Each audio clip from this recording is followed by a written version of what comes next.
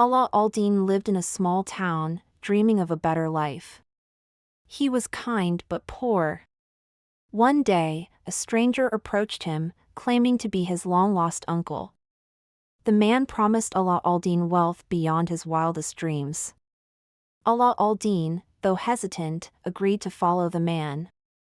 Little did he know, this journey would lead him to a magical adventure filled with challenges and wonders.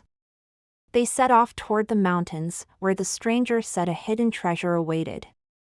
Upon arriving at a mysterious cave, the stranger gave Ala al-Din a special ring, instructing him to enter and retrieve a lamp. The cave was filled with gold and jewels, but Ala al-Din knew he had to focus on the task. As he searched for the lamp, he couldn't help but marvel at the treasures surrounding him. Finally, he found the old, dusty lamp hidden in a corner. He grabbed it and hurried back to the entrance, eager to return. At the cave's entrance, the stranger demanded the lamp before letting Ala al-Din out. Suspicious, Ala al-Din refused, sensing that the man had evil intentions. Furious, the stranger sealed the cave, trapping Ala al-Din inside. Scared and alone, Ala al-Din remembered the ring the stranger had given him. In desperation, he rubbed it, and to his amazement, a powerful genie appeared, offering to grant him one wish. Without hesitation, Ala al-Din wished to be freed from the cave. The genie quickly transported him back to his home. Relieved but curious about the lamp, Ala al-Din rubbed it, and another, even more powerful genie appeared. This genie promised to grant Ala al-Din anything he desired. Overwhelmed with excitement, Ala al-Din began to dream of a life filled with wealth, power, and luxury. Ala al-Din used the genie's powers to transform his humble home into a magnificent palace. He became famous throughout the land, admired for his sudden rise to wealth. However, Ala al-Din's heart was still pure. He didn't let his new fortune change who he was. Instead, he focused on helping those in need, sharing his wealth with the poor and making sure his friends and family were well cared for. News of Ala al-Din's palace reached the Sultan, who became intrigued by this mysterious young man.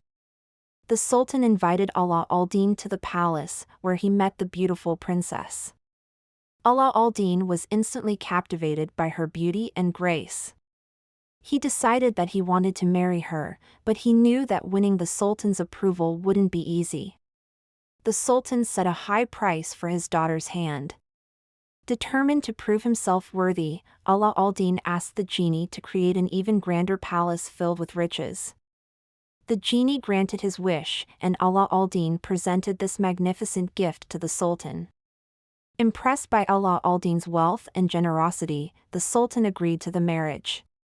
The princess, too, was taken by Ala al-Din's kindness and charm, and they were soon wed in a grand celebration. For a while, Ala al-Din and the princess lived happily in their palace. They enjoyed a life of luxury and ease, surrounded by beauty and splendor.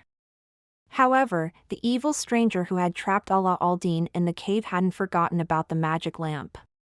He wanted its power for himself and began plotting a way to steal it from Ala al-Din, knowing the lamp was the source of his wealth and success.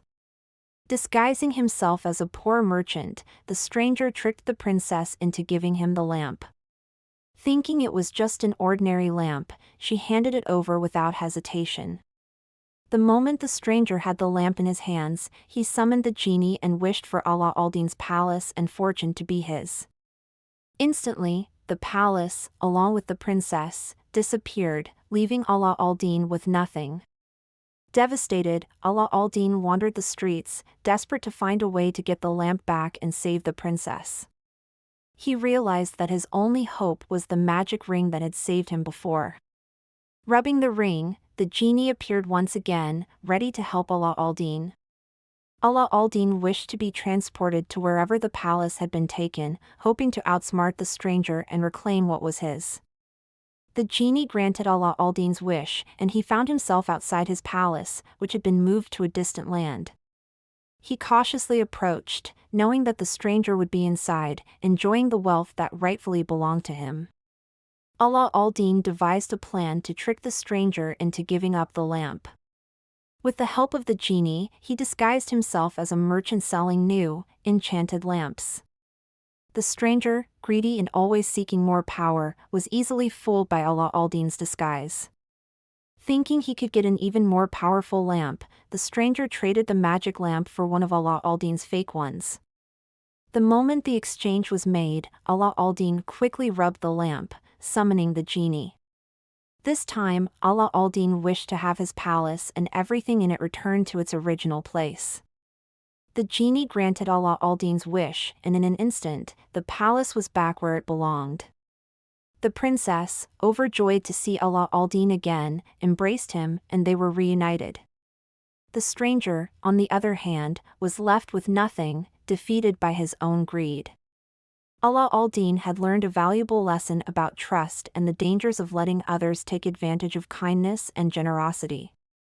From that day forward, Ala al-Din kept the magic lamp hidden away, knowing that its power could easily be misused if it fell into the wrong hands. He continued to live a life of prosperity, but he never let wealth or power change who he was. Instead, he remained focused on being kind, generous, and true to himself. The princess and Ala al-Din ruled wisely and were beloved by all in the kingdom. As the years passed, Ala al-Din's story became a legend, told and retold throughout the land. People admired his bravery, kindness, and wisdom. They spoke of how he had overcome great challenges and how he had used the power of the magic lamp not for selfish reasons, but to help others. Ala al-Din's name became synonymous with generosity and strength of character. Though he no longer relied on the magic lamp, Ala al-Din's legacy lived on through the good deeds he had done. His story was a reminder to all that true power doesn't come from wealth or magical objects, but from the choices we make and the way we treat others. Ala al-Din had used his power to better the lives of those around him, and in doing so, had earned the respect and admiration of all. The kingdom flourished under Ala al-Din and the princess's rule. They continued to use their wealth and influence to build schools, hospitals, and places of refuge for the less fortunate. Ala al-Din knew that by empowering others, he was creating a legacy far greater than any treasure. The people loved him for his humility and his dedication to making the kingdom a better place for everyone. As Ala al-Din grew older, he passed the responsibilities of ruling to his children. They had been raised with the same values of kindness, generosity, and fairness. Ala al-Din knew that the future of the kingdom was in good hands. He spent his final years in peace, knowing that he had lived a life of purpose and that his legacy would continue long after he was gone. This concludes the story of Ala al-Din and the magic lamp. If you want to learn more about his adventures or explore other tales of bravery and wisdom, feel free to ask.